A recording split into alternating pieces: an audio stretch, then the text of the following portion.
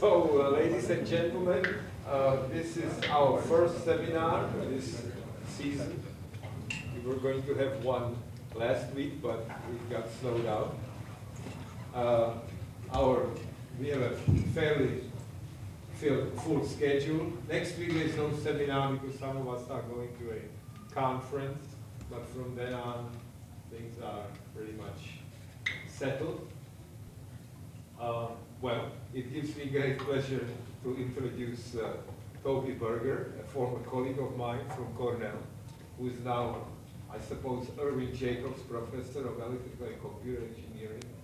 Irving Jacobs is probably the most famous now graduate of Cornell Hotel School, and is the president of Qualcomm. And Toby got his undergraduate degree at Yale and his graduate degree at Harvard, and he's going to talk to us on information and decision theory, explain why there are neural pulse trains. You will explain it.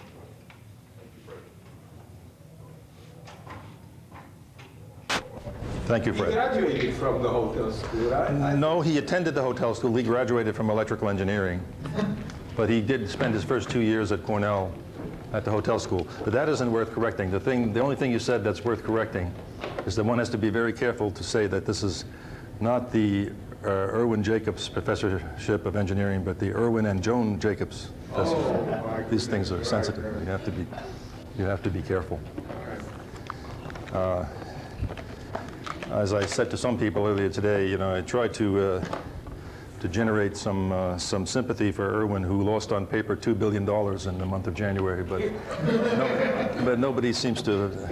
I get as much sympathy when I say that as I do when I complained when I went to Hawaii for a week to see the eclipse of the sun, that the clouds covered it up and I never saw it, and I've never gotten a grain of sympathy for that one either.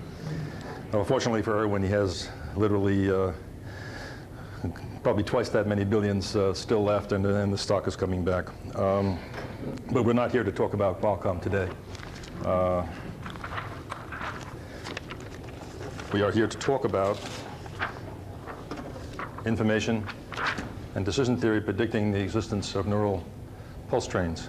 And I have the right place and the right time. I'm starting with slide number 11.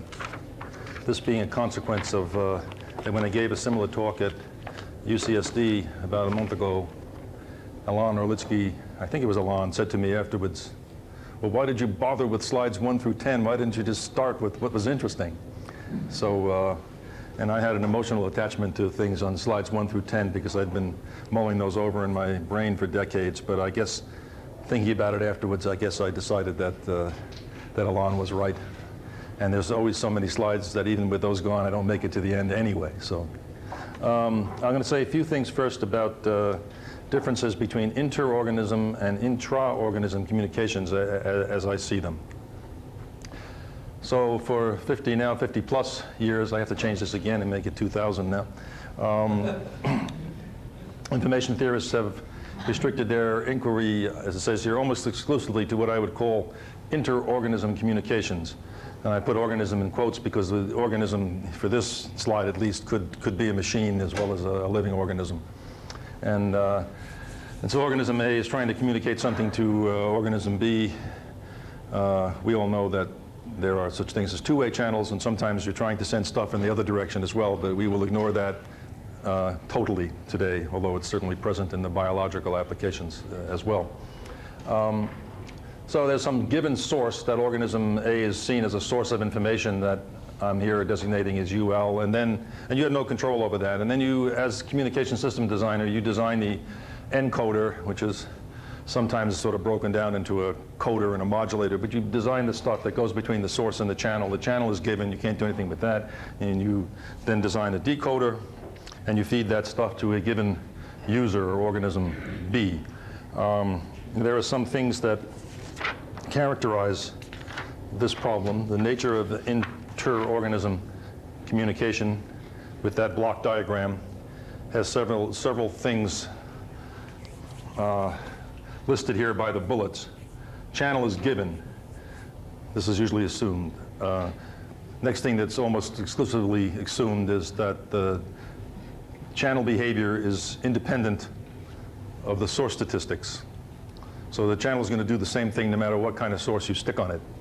The next thing that comes out of studying the theory is that efficient use of the channel requires that you build complicated codes that have long delays and complex computations that have to be done to do the encoding, especially for the channel problem, and especially the decoding and channel decoding, or especially the encoding and the source problem. Those are computationally tough.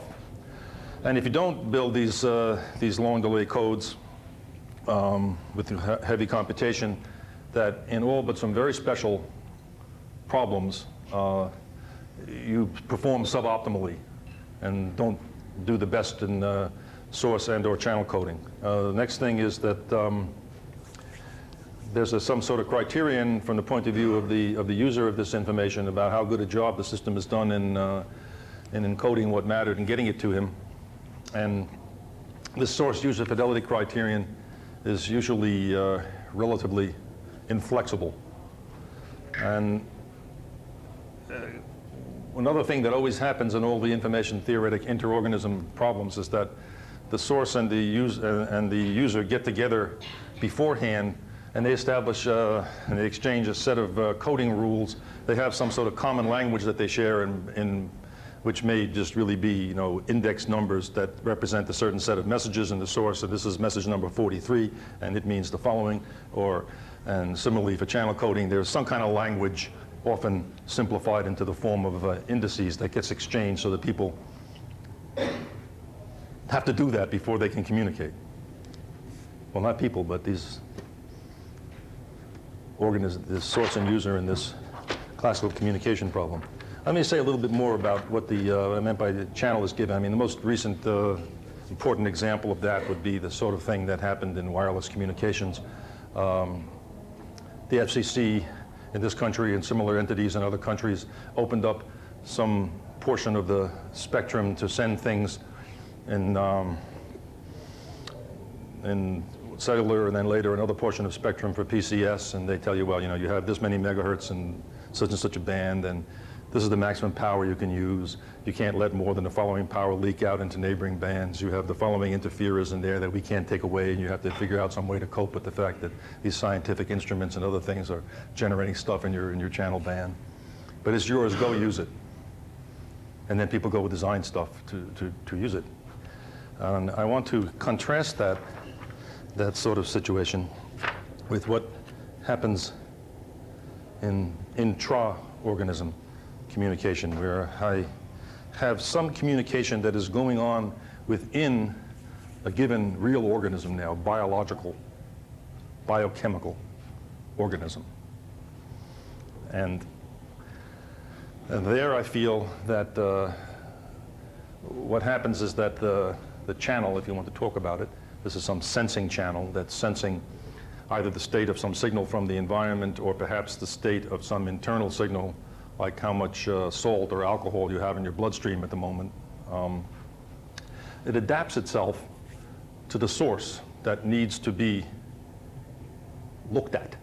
This happens both in a species ways and over the long term in a Darwinian fashion, that you adapt over the eons in such a way that this sensory channel that you have built is matched to the environment to extract from it efficiently what it is that matters to you. You might even say that defines what it is that matters to you. And this also happens on a shorter time scale, where I don't have time to go into it right now, but things like with blood osmolality, the salt level in the blood, the signal that the salt level has gone up or down gets sensed by the hypothalamus, which produces a chemical called vasopressin, which it greatly amplifies a small change in the osmolality and pours that into the bloodstream through the, I get it right now, I think the pituitary gland. And it comes in there and it gets circulated around back to the heart. It comes in through to the heart, and it gets pumped out to all the veins and all the arteries, and all the arteries neglected except the renal artery, which is very interested, not the artery, but the kidney. When the stuff arrives there, from the, when there's vasopressin there, this channel, which ordinarily, I view the kidney in a very simple binary model, let's see, for osmolality purposes, is having water molecules and salt molecules coming in, and it sets up a random transition between those two inputs and two outputs. The outputs may sound like they're not the same. They're not chemical. They're actually places. But information, which is in slides 1 through 10, information in living systems has to do with the time variations and the concentrations of chemicals in compartments. And so every piece of chemical concentration is indexed by two things, what it is and where it is. And so the output in this thing is not chemicals, but where they go. So each water molecule either gets recirculated through the vein by being sent to the renal vein to go back, or else it gets excreted by being sent to the bladder to be excreted. And there's a complicated process of things that happen, but eventually it ends up in one of the other places. Likewise for the salt molecules. When this vasopressin signal comes in, that channel gets changed to change those transition probabilities, a control mechanism, and that's how this happens. And the signal itself is responsible for redefining the channel to solve the problem that needs to be dealt with. This is not the way we're used to thinking about things, but I think it's what happens. I believe that joint source channel coding is sufficiently performed by these systems at rather low delay via very simple probabilistic transformations, more or less memoryless or close to it, without any coding as we usually think of it in information theory. I changed that recently from no coding to little coding. I guess maybe as time goes by I'll change it more and more and I'll give up this idea. But at the moment I feel that this is the way it is. That is to say, I don't think that all the stuff with all the beautiful convolutional and block codes and stuff that we learned about in information theory has anything to do whatsoever with how any human or other animal processes anything. I don't think that has a role to play. Now, that may sound like a bad thing for an information theorist to say, but we all know there are two kinds of information theorists. There are the probabilistic information theorists, and then there's algebraic information. So heck with those algebraic guys, that's not my thing anyway. So this is how I see it. I also feel that the source user fidelity criterion is rather flexible, especially in higher organisms with capable brains, and all you really need to do, this is a simplification, but to a large extent, all you need to do is if the same signal shows up, you got to get a reasonably high data rate that produces the same thing, more or less, to this high intelligence in the background there, and then you'll be able to figure out what to do, even if it looks very different from me than it does to you. And it's this business, when I see green, do I see the same thing that you see when you see green, or do I see what you see when you see red? Who knows? But as long as you get the signal there consistently, to a large extent, it won't matter quite so much what it is. Now, obviously, if you get some kind of aberration in the visual system and you don't put glasses on, even though you consistently present the same thing, you can't decipher it. So I'm not trying to say that it's quite that simple, but it's to a large extent true. There's a lot of flexibility. And as I said already, no codes, no coding rules, no language. All right? Now, then comes the famous slide. I'll tell you why this slide is famous. When you think of these power control schemes, you're not thinking of them as a channel adapting. Power control things? So if you had a wireless or a cellular situation where you change the... Well, that of course becomes a question of, as always, unclear of where you draw the boundary between the part of the system that you designed and the part of the system that's the channel. I guess I'd say there that you designed that into the system, but you certainly have an adaptive strategy, I think. I don't think the channel changes, but the strategy for, but if you want to say that part of the channel is the power that you're allowed to use to send over it, which we certainly do that with analog channels. In order to fully describe them, we have to say what the power constraint is, and if you change the power constraint, maybe you've changed the channel. I don't know. Okay. This is a famous slide. It says, wait, what about DNA? Okay. DNA is definitely a long block code, and it's in a nearly universal alphabet or language. It has intricate rules. It has lots of redundancy. Maybe this redundancy is used for error correction and so forth. And true, that's what I say. But DNA is used, it is used for certain intra-organism purposes that are very important, but DNA also has a fundamental role to play as an inter-organism communication scheme, and therefore it is not subject to what it is that I'm talking about here. Now, things like the DNA also is involved in having to do with gene expression and ontology and all that kind of stuff. Certainly, I'd say that's within a certain organism. If I'm putting together a general theory of this, which I am, but I'm not talking about that general theory today, you need to be able to deal with that part. But the fact that DNA is a big, long block code with all kinds of rules in it doesn't, I think, in any way violate what I had to say. To a lesser extent, it's also taking place on a 25-year generation time scale, where the other things that I want to look at are on milliseconds or hours. But I think this is what's more fundamental, really, than that, is that it really is interorganism communication, or at least has an interorganism communication problem that it needs to address. Why is this slide famous? Well, this slide is really indeed 2 years old. And the first time that I showed this slide was in San Diego at the Salk Institute. I was in some postdoc at the Salk Institute, came over to UCSD EE department with some kind of information theory / biological question. And he found Jack Wolf and asked him this question. And Jack said, I don't know anything about that, but Toby Berger's thinking about things like that at Cornell. Why don't you contact him? So this guy sent me some email, and we exchanged email about his problem. And then there was an information theory workshop scheduled for that February in San Diego, just about 2 years ago. And I was going out there, and I told him that. He said, why don't you stop by the Salk Institute, give us a talk on whatever. So, okay. So I got to the Salk Institute at 10 o'clock, and he showed me around. And then at noontime, I went to the seminar room. This was the first time I had ever dared to speak about anything that I did to actual biologically knowledgeable people. And I filed in at noontime, and the seminar lasted an hour, and then people went to lunch. So I start my big stack of slides up, and this one was not as near the top as it is now. And I get an interruption from somebody. It was actually a very distinguished gentleman sitting over on the right side of the room, and he asked me this question. And I tried my best to answer it, but I tried to dismiss it because I knew I had a lot of things I had to do. And then a little later, I get another question, rather antagonistic, from somebody sitting about where you are, and a younger fellow. And he says he didn't really see how what I'm talking about fits this, that, and the other biological thing. This seems to contradict that. And fortunately for me, Terry Sanowski, who works there and heads a group and understood what I was talking about and the biology and all that stuff, starts answering this question. So he and the other guy across the way, the three of them, are having this discussion about this question, which seemed to me like it lasted 15 minutes. It probably lasted 5 minutes, but that seemed to me like it was 15 minutes. And then I continued, and I got like partway through and then I got to this one. I put this one up, and the distinguished-looking gray-haired guy over there asked me another question, and he said, well, do you really think that that the redundancy in the DNA sequences is really known that that's responsible for some kind of error-correcting coding capability? You know, I said, well, it's not clear-cut. It's very controversial. Some people feel this is true, others less convinced. And then maybe a few more words. And then we went on with the talk, and the talk ended, and everybody filed out of the room except the postdoc who was had invited me, and I'm putting all my slides back together. And he said to me, do you know who that was who asked you that question? I said, I don't know, who was that? He says, that was Francis Crick. So I'm telling you, there's a DNA slide, and I'm saying, well, DNA, this thing. So he still comes there. They say he, comes to work about four or 5 days a week, works on things, sees what all the young people are working on, and so forth. All right, now I want to talk about this.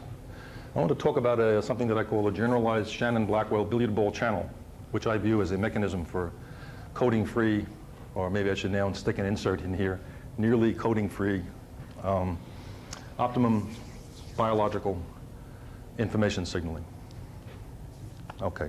I hope I can justify that parenthetical description of this mathematical model. The classical billiard ball channel is binary input, binary output, and it has a storage of size 2. And what happens is that, the input person devises some sequence of zeros and ones to stick into it of his choosing. And the channel does the following. At each time step, it's a discrete time channel, and at each time step, well, you can, where the boundary between one time step and the next one is can be chosen in different ways. But one way of doing it is to say that time step starts with the person from the output looking at the input at the store of the channel, or reaching into this grab bag of size 2 and randomly choosing out one of the two things that's in there and making that the next output, after which the person at the input sticks in a new symbol. It's called a billiard ball channel because the other way of looking at it is that that's not what happens, but the person at the input has white and black balls, which are the zeros and ones, and he has this cue stick, and he bangs either a white or a black ball in of his choosing into the thing, and it hits one of the two things that's in there and knocks it out. And then you do that over and over and over again. This was introduced because in the 50s, shortly after Shannon's original paper, people were interested in various channel models that did have memory that were simple. And this was a rather simple looking, at least easy to describe, model that had memory. In fact, it has infinite memory because the length of time that a given symbol stays inside the channel store is geometrically distributed and therefore has no bound on it. This thing has infinite memory, actually, both at the input and the output. So I want to talk about a generalized billiard ball channel. Instead of storing just two things, it's going to store what I call B things. I guess B is for Blackwell or billiard board or something, but I picked it B.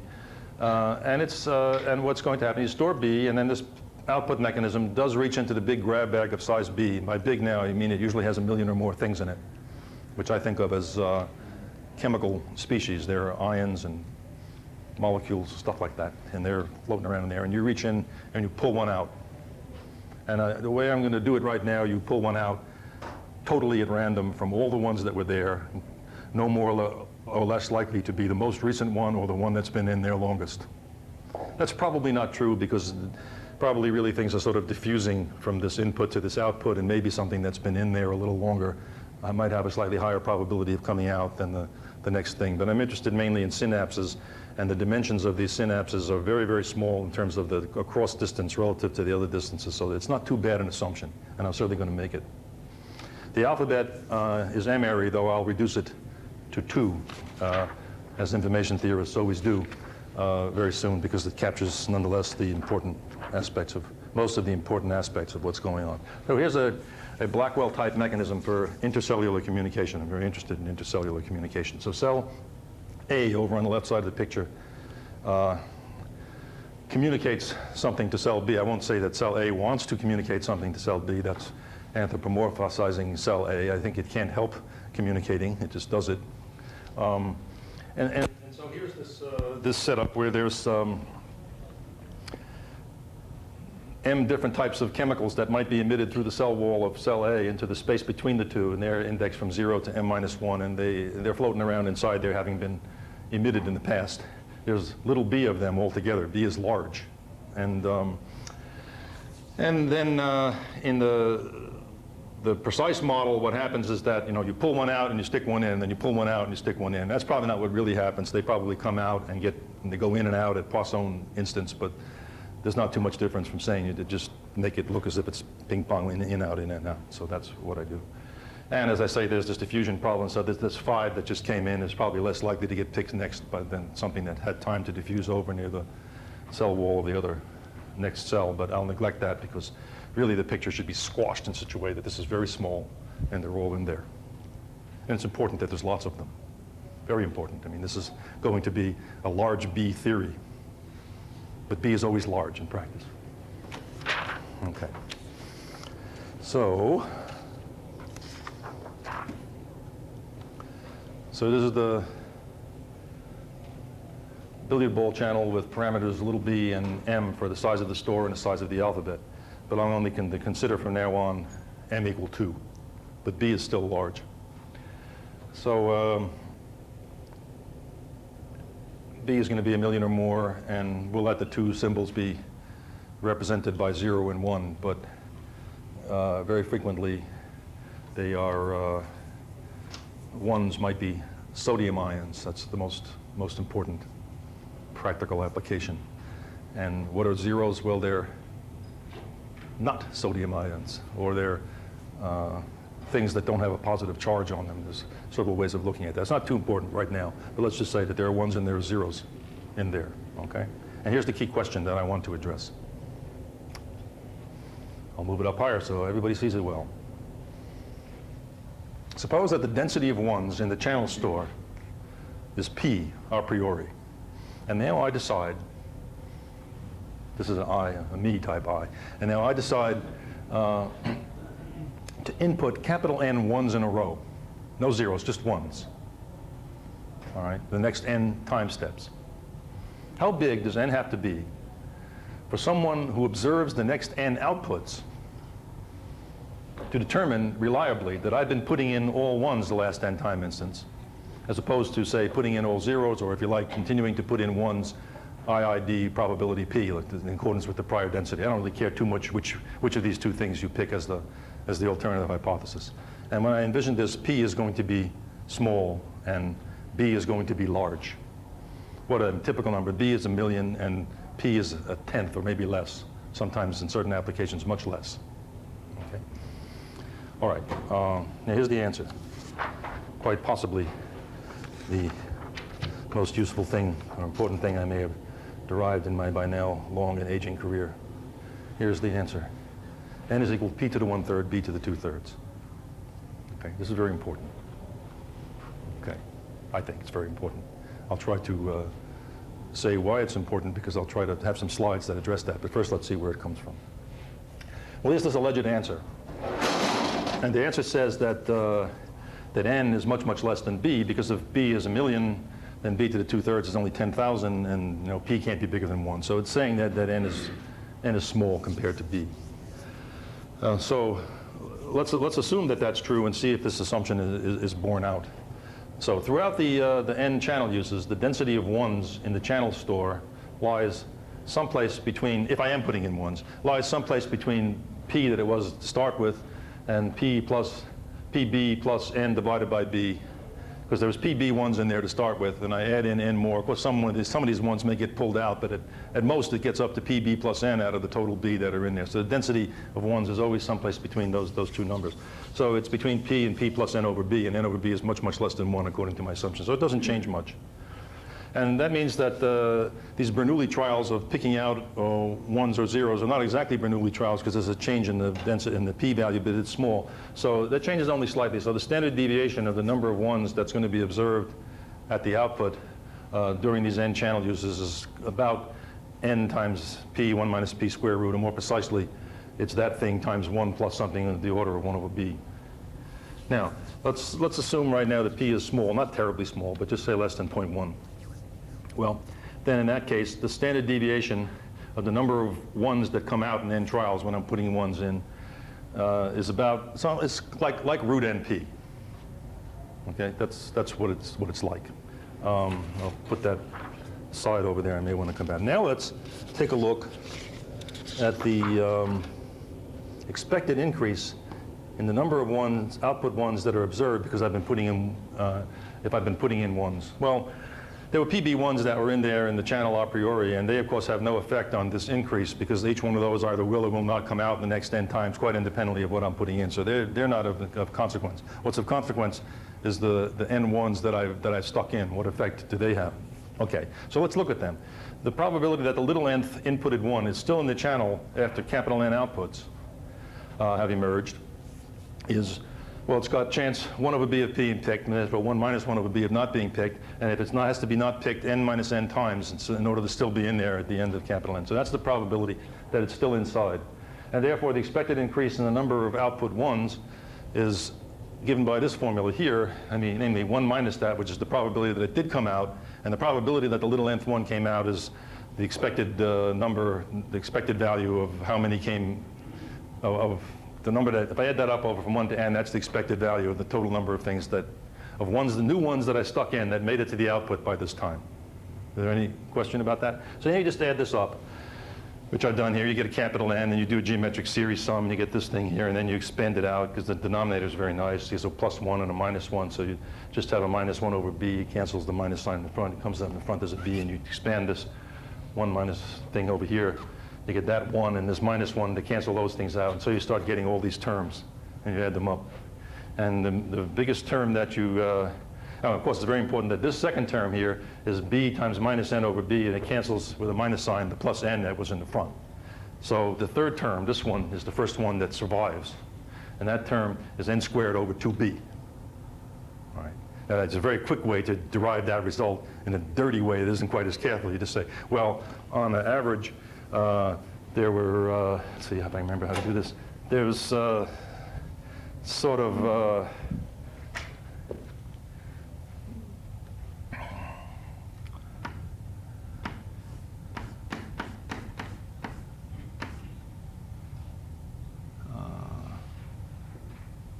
plus. I started with a density of P, and on average, I kind of increased it to halfway between nothing and n over b, which is the most I could have increased it. So sort of on the average, it's at n over 2b, and then for the expected number of things that come out in response to that, if I do it n times, and every one of them has this problem, is n squared over 2b. So if you don't want to be careful about it the way I was on the slide with the whole geometric sum, you still get that result, all right? So that's it. So the increase in the expected number of ones that come out is n squared over 2b to first order in this n over b that was small. Okay. And now all we have to do is to decide whether or not we can detect that. Well, we can detect that at the channel output reliably that I've been putting ones in during the last n uses if the expected increase in the number of ones exceeds the standard deviation of the number of ones that are going to come out. How reliably? Well, if you just set sigma, 1 sigma the way I did it here, then it isn't very reliable. But if you want to change the constant in the front and make it 3 sigma, you can make it more reliable. That's not terribly important. It's just stick some factor in the front. And actually, my friends tell me that individual neural pulses don't matter very much by themselves, and therefore, it's really probably not necessary to have a very low probability of error in deciding that there was a pulse when there wasn't, or that there was a pulse when there, well, that there was an infusion of sodium ions when there was, or there wasn't an infusion of sodium ions when in fact there was one. So, okay. So, so what I need is for n squared over 2b to be bigger than the root np, or in other words, I need n to be bigger than some constant times p to the 1/3, b to the 2/3, or right now for one standard deviation, the constant looks like 2 to the 2/3, or 1.5. Now, so that constant isn't very important, and therefore the crucial result as advertised is that n is on the order of p to the 1/3, b to the 2/3. Okay, that's where I got that from. Now, consequences of this formula. Well, suppose that we did before that p is 0.01 and b is 10 to the 6th. Then a priori there are p times b, or 10 to the 5th, of these ones, or sodium ions, or whatever they are, in the store before this experiment starts. Okay.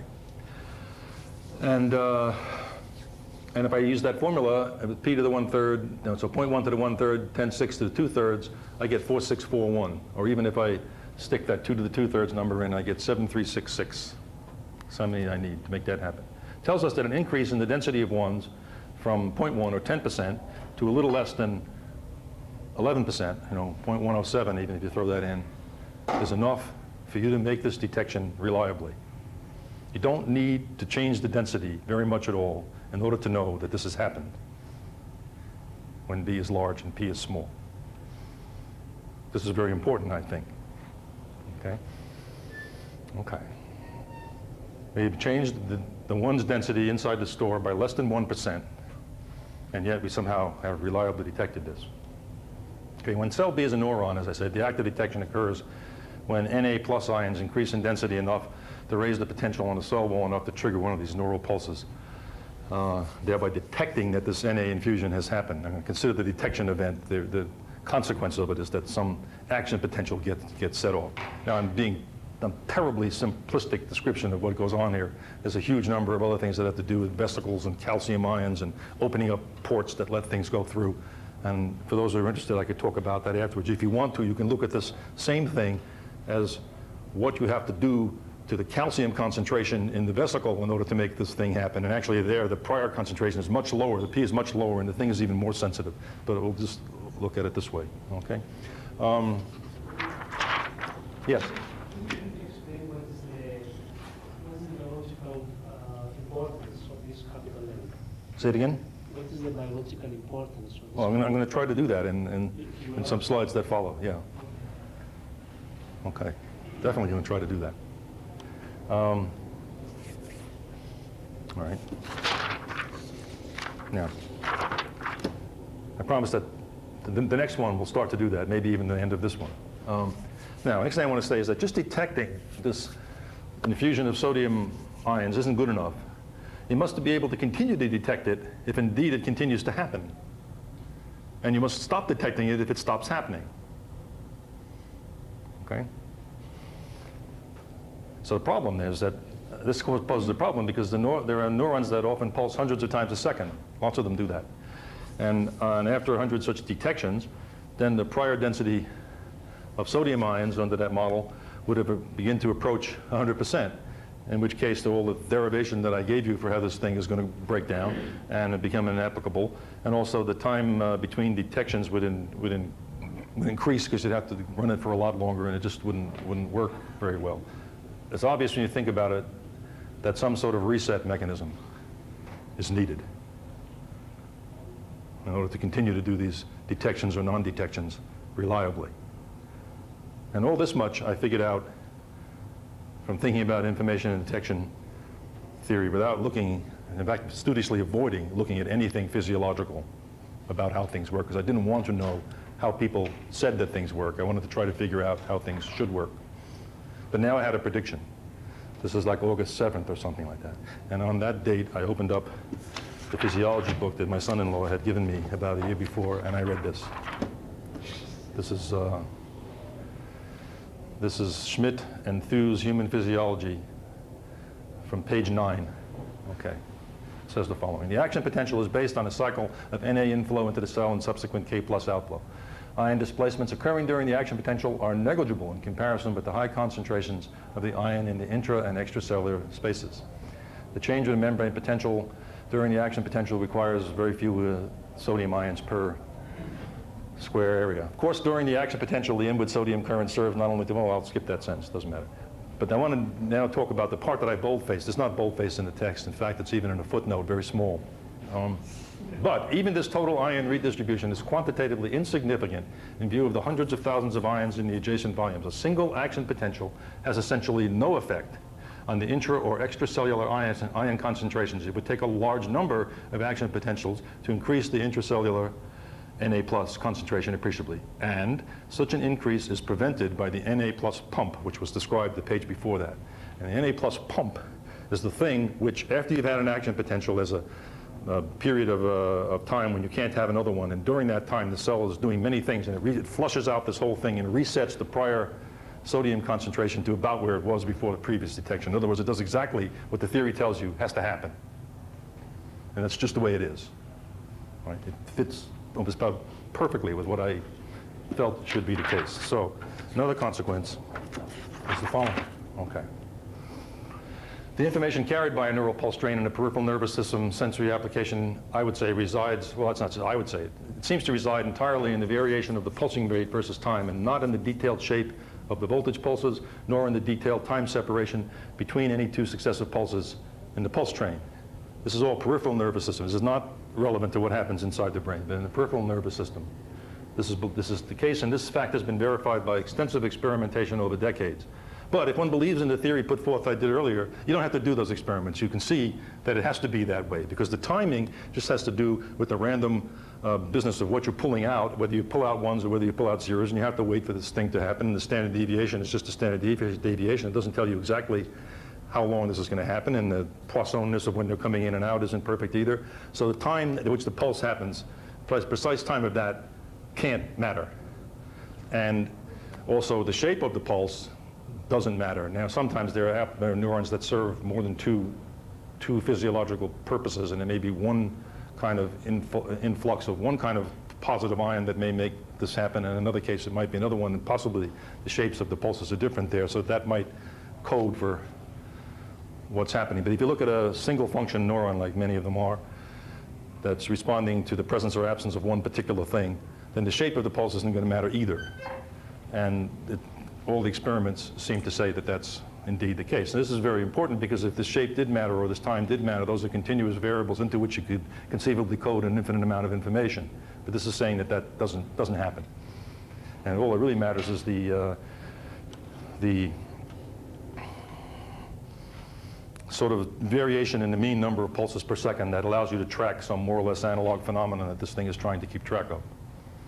Some phenomena are not too analog. They have to do with relatively small densities of photons in the visual system. So I don't want to say it's necessarily an analog thing that you were tracking. I had one little thing at the very bottom of this slide, which was an additional consequence, which is that the capacity of this channel model, this billiard ball channel model, binary one, would by this thing certainly be something which is at least as big as the minus 2/3 power of B. So that takes about, because here's a way of sending one bit, yes or no, to this question if you make the two hypotheses equally likely. You could send a bit of information, takes B to the 2/3 uses of the channel. There's a P to the 1/3 factor in the front, but that doesn't change that too much. As far as the, so it looks like the capacity is at least that big. So being an information theorist, the next thing you want to know as well is that how the capacity varies with B. This is not the kind of thing that information theorists usually do. They usually look for an expression, a formula for the capacity. And here what I'm trying to do is not to get a formula for the capacity, but to find how the capacity varies with the crucial parameter. I want to know what order of B it is. Of course, all this is not now in bits per second because this is in bits per channel use, and the length of time it takes for a channel use is another issue. And in fact, another thing that this sodium pump mechanism does is to speed things up. They actually often use up internal energy to make that thing pump faster so you can make these decisions faster. Sometimes it's worth that, and when it's worth it, the system does it. But anyway, but now I'm going to take off the whatever little biological hat I have and just talk as an information theorist about this channel model, because it's interesting. So in joint work with the incomparable Zhen Zhang, whom I'll be happy to talk about to anybody who wants to know about him, if doesn't already, we have determined that the capacity of this billiard ball channel is indeed of the form C being on the order of B to the minus 2/3, okay, for large B. The direct part of this result, that is that there are reliable communication systems that work at any rate that's smaller than B to the minus 2/3 will be shown below, and the converse will be roughly sketched. I don't know if I'll take time to sketch the converse. Now there's a question that I've been asked, which says, since C decreases with B, why not just keep B small? And then you'll be able to send stuff at a lot higher data rate. Looks like a good question, but I think it misses the point. I think what that would do is that it would result in data transmission at an unnecessarily high rate, which is wasteful of energy. If B is equal to 1, for example, then of course the channel is lossless. You put in a 1, you get out of 1. You put in a 0, you get out of 0. There's nothing stored. Right? And it's non-permuting. If you make B large, that lowers the data rate. And what it does, of course, is to permute the inputs, which is in fact the whole idea. That's exactly what you want to do here. You want the inputs to come in because you don't care about the order of the inputs. You don't really care to preserve whether what I saw was 11 ones followed by a 0, followed by 10 ones, followed by 2 zeros, followed by. What I want to know is how many ones did I see and how many zeros did I see recently? I can permute them around in any way whatsoever, and there's no distinction from my point of view between these things, because there's no information carried by the actual order in which things come about. This is true of all of the biological models that I look at in the, when you look at them in a molecular level.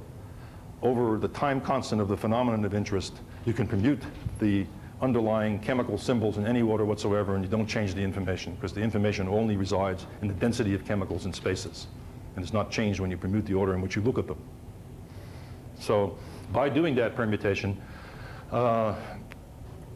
you preserve the concentration information, and you just make this thing much easier to run because it doesn't have to be a lossless, very tight little mechanism that runs very loosely. Okay.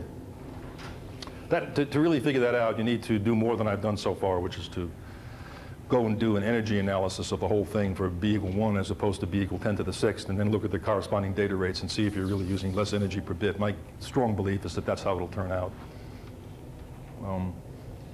Well, actually, there's more to it than that I don't have time to go into. Okay. So here's some stuff about the direct theorem. First of all, I want to show that the capacity of this channel is at least as big as something that's order of B to the minus 2/3. And the reasoning that leads to the detection theory result that with the P to the 1/3, B to the 2/3 isn't really adequate for purposes of a direct theorem in information theory in several respects. Two, anyway. The first one is that the information theory channel doesn't have a reset. All right, that's the first thing. And the second thing is that this is now I'm talking about not the physiological what happens, thing that happens which has a reset, but this model which is just putting in ones and zeros and it never resets anything. And then the second thing is that at any fixed number of standard deviations, which you can obtain by increasing the constant in the front, the error probability is still positive. Whereas capacity is supposed to be a rate for which you get arbitrarily small error probability. So you need to somehow cope with these things if you want to turn what I just did into an argument that shows that the capacity really is at least of order b to the minus 2/3. I think I'll skip what I have on the bottom there. So how do you do that? The key is to eliminate information bit sequences in which the number of ones ever either leads or lags the number of zeros so far. The running number of ones and zeros don't get very far apart from one another. So that you never allow a lead of ones over zeros or zeros over ones to get big. And you thereby keep the density of zeros and ones in the channel store very near a half all the time. And you want to send some ones, you send some ones for a while, then you send some zeros, but you don't let it get far. So here's a way to do that. Consider a 2k plus 1 state Markov chain that I show below. And this source or chain puts out a 1. Well, your source puts out a 1 every time that this chain steps to the right, and it puts out a 0 every time that this chain steps to the left. But you have reflecting states at the end, so whenever you get up to be k1s ahead of zeros, then you have to go back and put out a 0 next time, and likewise on the other side. So there's reflecting barriers. This chain has an entropy rate, which is obtained by working out steady state probabilities for the states, and it's a very simple thing to do. And when you do this, you find that the entropy of this thing is 1 minus twice the steady state probability of being in state k, because by symmetry that's the same as minus k. When you're in state k or state minus k, there's no entropy to the next symbol, and if you're in any of the others, there's entropy 1. So that's why it looks like that. And so I just need to look at the steady state probability piece of k of state k as k gets big to see what that looks like. And if you write down the usual equations for that sort of thing, you come out with a conclusion that 2 piece of k is equal to 1 over k. So 1 minus 2 pk, the entropy is 1 minus 1 over k, and it goes to 1 as k gets large. So if I build if I just, in the abstract, think about a Markov chain like this, putting out zeros and ones, and then I say that when I go to run this channel, the only thing that I'm ever going to let go in there are data sequences that this chain puts out, not just any old sequences. So you can, given any epsilon, you can pick k large enough to make this 1 minus 1 over k bigger than 1 minus epsilon, and then you pick the standard deviation multiple in that argument that I had, so that this repetition code of putting in all ones for a while or all, well, you pick k big enough so that you can put them in long enough to get the standard deviation multiple to be large enough to make your error probability less than some 1 minus epsilon. So by adjusting it like this, you can see to it that without resets, you can still send with this mechanism at any rate which is close to b to the minus 2/3. So you get that. And then in order to complete the proof that that's how the capacity really behaves, you need to prove the converse, which is due to Jean. And I won't go through the equations on the bottom of this, but I'd like to try to tell you what in my view, monumental piece of information theory it is that he was able to do this thing. Okay.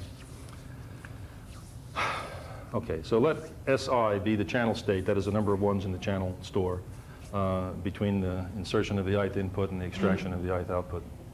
What we need to do is to upper bound the mutual information rate between n successive inputs and outputs conditional on some initial state by a quantity that's order of b to the minus 2/3. So you show that it can't get bigger than something that's b to the minus 2/3.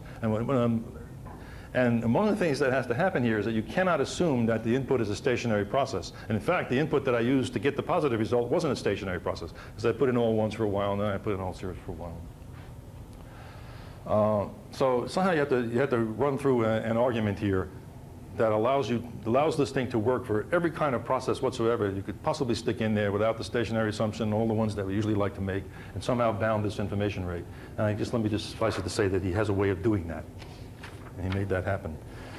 And so you come out with the conclusion that you can't get it to be more than b to the minus 2/3. There's, I'll probably stop showing slides at this point and say a few words about the evolution of that result.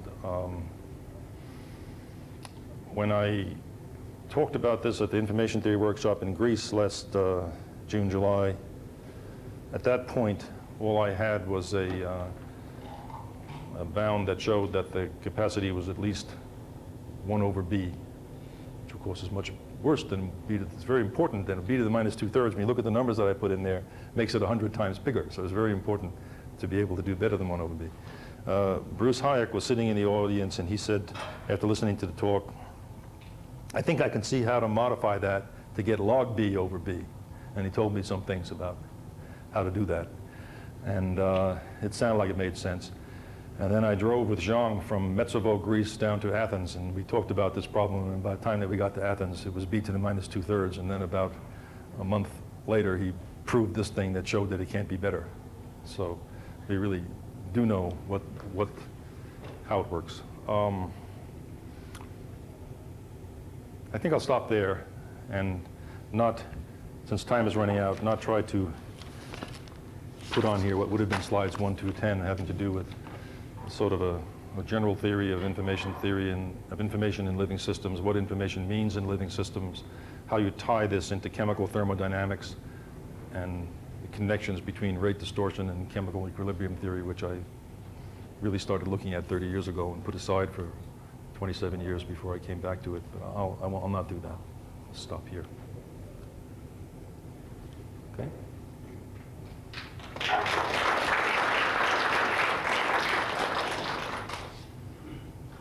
Questions? What time? Do we have time for questions? Is the first thing? Yeah, we don't have time. All right, all right. I actually finished in time. It's a good idea to get rid of slides 1 through 10. I finished in time. Yeah.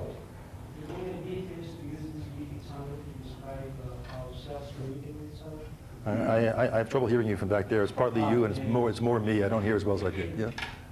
The main idea here is to use this BB channel model to model how cells communicate. Yes, I believe the following: that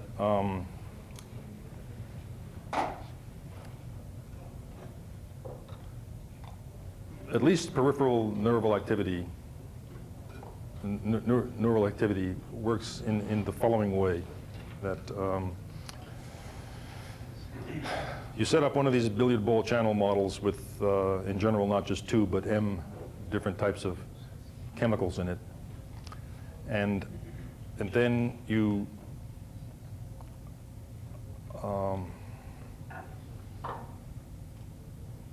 sort of pour through it in the way in which I did there. I wouldn't say there's no coding, because there was some coding. But it's a very simple coding. It's a repetition code, the one I gave you there. You put a near repetition code in, but you don't have to do it. It just has to do with the increase or lack of increase of certain chemical species. If they go up, then you don't have to really be putting in all ones. All you really need to be doing is to be putting in either more ones than you did before or less, or it's ones at some sort of mean density. And they then take longer to respond. But the idea is that these chemicals are coming along at the input, and you're trying to track their densities. And this kind of channel allows you to do that in what I believe is a very information efficient way, because what it does is to permute the order in which the symbols arrive so as to preserve for you only the density of the symbols over the length. Well, it depends on how frequently you need to read out the result, so to speak. I mean, you're looking at it all the time, but see, do you need to respond quickly to small changes in the density with this, or do you not? Would you rather wait a long time and have an accurate estimate, but not get it often? Well, the same mechanism does both of those things and everything in between as efficiently as you can, in the sense that I believe that the reconstruction of the data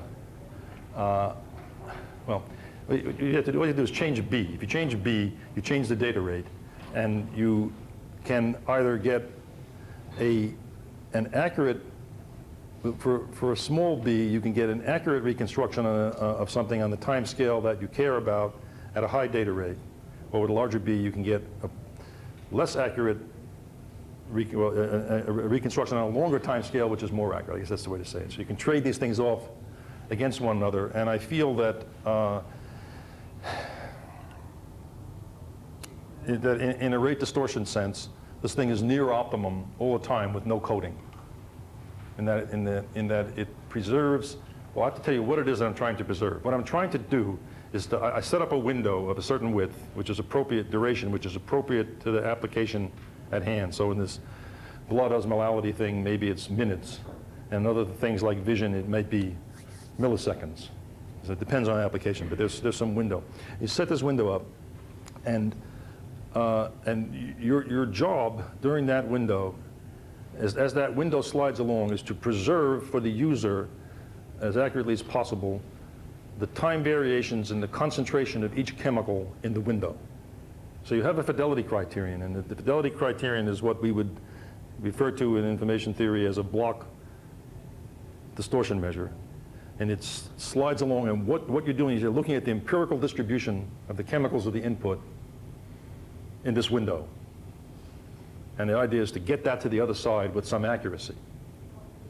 All right. But sometimes you want a small window, and sometimes you want a large window. And the same mechanism, I claim, does both of those things very well. In the small window, it gives you a large distortion, but you get the result in a small window so you can react quickly, but you don't have as accurate an input. In the large window, you react more slowly, but you have very accurate data. And both of these things are done simply by pouring the data into this mechanism, pulling it out the other side, which permutes all the stuff. And you don't care about that permutation, provided that it happens on a time scale which is still no bigger than your window. So that you, maybe I shouldn't say any more, but that's the idea behind it, that I do actually, in fact, believe that the generalization of that mechanism to a larger number of chemicals at once is a very efficient way for tracking the time variations and the densities of chemicals, not the order in which they arrive, which doesn't matter, but the densities of them, at low expenditure of energy without any coding. But these results are theoretical results. Have they been verified in... I'm going to come closer again to hear what you're saying. These results are theoretical results. Now, do we know Yes. whether two cells, even single cells, Don't. communicate this way? I have no idea. Well, I don't know. I mean, I was like, my intuition makes me strongly believe that it's true, but I don't know. I'm not backed up by any results. Is there any biological evidence that some macroscopic measurements agree with the formulas that we draw? No, I guess I'd say the only thing I really have is some sort of a description there that seems to say that that's the way. From what I showed you there. No, I don't have it. There's no quantitative measurements that I can tell you about that would. They may exist, but I don't know about them. And I don't think anybody took measurements with the intent of trying to verify or disprove this kind of relationship. I don't know. Yeah. Yes? When you describe this store of ions, are you talking about the ionic composition of the synapse, of chemicals that are in the synapse? Well, the way I drew it there, I made it look that way. But actually, depends on whether you're, I think that's a pretty good model if what you're talking about is cell A not being a neural cell and cell B being a neural cell. Then I guess I'd say that that's what I'm talking about. But a lot of times, of course, you're talking about one neuron transmitting information to another neuron through that kind of neural synapse. Then, of course, the information that's coming in is already coming in the form of some sort of a neural pulse that's propagating down the axon of cell A. And as that happens, that electrical thing going by does indeed, in fact, result in this inflow of sodium ions and outflow of potassium ions a little later that comes through there. So that same kind of interchange is taking place, and it does eventually trigger right near the synapse from this little vesicle that stores the things, this calcium things go in there, open up that channel and make it happen. So the mechanism is more complicated when you go from one neuron to another, but I think it's still governed by the same sort of considerations, which might be better applied to the calcium concentration in this vesicle than to the inflow and outflow of the sodium and potassium. But you're getting beyond the level where I understand it well. I've told you almost everything I know about that in my answer. Because, I mean, the inflow and outflow of potassium and sodium, I think that describes a propagating action potential. But Right. when a spike is transmitted from one neuron to another, then the chemicals are very different. The chemicals that do that are different. They're neurotransmitters that are released. This calcium thing builds up in this vesicle. It opens up certain things and sends neurotransmitters. And the same sort of thing, I believe, will be true there. These neurotransmitters are chemicals, and you have to get enough of them to come on the cell wall to build up the potential. The same idea, I think, would apply, that it wouldn't be sodium and the way it is, I think, when some muscle cell is trying to get some neuron or some ganglion type thing in the eye is trying to get some neuron to be the first neuron in the chain to send something. So it depends on which of these types of things you're looking at. I was definitely, the way I said it, it's more like a model of muscle to neuron or ganglion to neuron, but I think if you get into this release of neurotransmitter and how much neurotransmitter has to build up on the cell wall of the second neuron to make it fire, I think you'll get much the same sort of conclusions. I have two questions. The first is, do you have a sense for what leakiness would do to the billiard ball channel? Do I have a sense of what? Of what leakiness, everything is preserved from the input to the output. So if the system had some state that it was, if cells restore themselves to some sort of resting state, if the system had a state, and so it was losing things to restore it. So instead of they're coming in and all being taken out eventually, some of them are going off in other directions, which probably does happen in that matrix of stuff. There's lots of cells in the matrix. I haven't looked at that, but I suppose it wouldn't matter until there was a large leakage. If there's a large leakage, then at some point it would have to become very detrimental. Yeah. And the second question. Sorry. Yeah, no, you had two, right? Yeah, okay. Since the first one was short, you can ask the second one. I get the sense that this channel overall does something like a low-pass filtering, but maybe you can enlighten me. I think your sense is right. I don't know that I would characterize it in quite that way, but it is maybe what I would say is that there's some sort of analog signal which has to do with the time variation in the concentration of some chemical, and you're trying to digitize this in essence with something which is not unlike a delta modulator or a sigma delta type of device, which is putting out lots of little pulses in response to what's happening. So I think I'd probably characterize it more like that it's some kind of a tracking. Well, it's not a delta modulator because it has feedback in it. I don't see any feedback here, but it's some kind of a thing that's just more like an A to D converter type of way of running account. But then it has this property that depending on the size of the store, it permutes things that you could look at as a low-pass filter, because it's only interested in that slower time scale and not really interested on what's happening at the level of the statistical mechanical level of the individual molecules, so that it's something of a, well, some people have said to me, well, that's what you're doing, and why don't you just look at the analog signals and forget about all this stuff with the molecules and so forth. Maybe that's something like the spirit of your question, so you don't have to bother. What's the point in looking at that? I was asked that once, and I guess my response to it is that and I'm not saying you asked this question, but my response to that question is that's sort of like arguing, since we have thermodynamics and thermodynamics works, why look at statistical mechanics? But I think it's nice to have a description at the molecular level of what's going on that when you aggregate it makes sense, so that it agrees with what you're observing in a more continuous kind of an environment. I don't know if that's if it answers your question, and it went off on something of a tangent, but yeah, there is something low-pass filter like that's happening, but it's not quite a classical low-pass filter. Yeah, I had a question about the BT channel, and I'm afraid this will have to be the last question.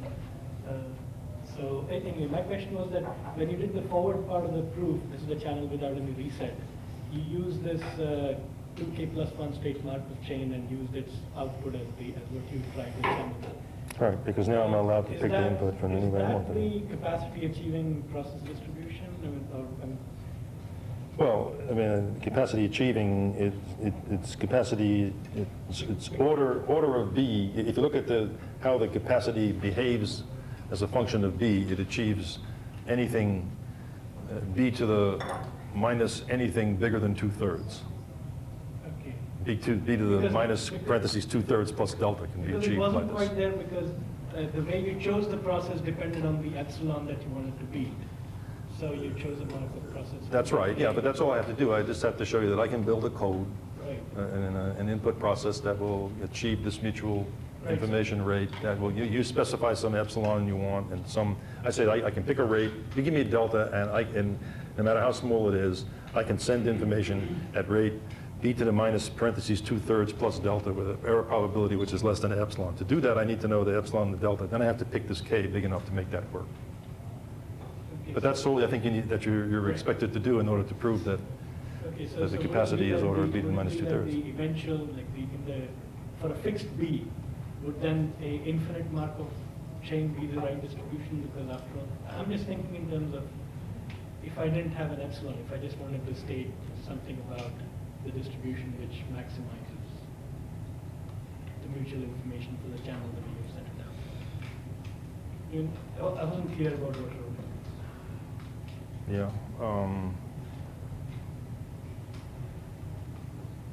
Well, if I send that boundary off to infinity, then you get all sequences. And I can't allow all sequences. Right. So I don't know. I guess I don't know if there's anything where I can make the process that gets as close as one specifies to the rate at at a small error probability as wanted. Whether I can do that sort of uniformly in the delta that's near 2/3 and the epsilon that's supposed to be achieved by fixing some process. I don't know how to do that at the moment. I don't know if it could be done. All right, thank you very much.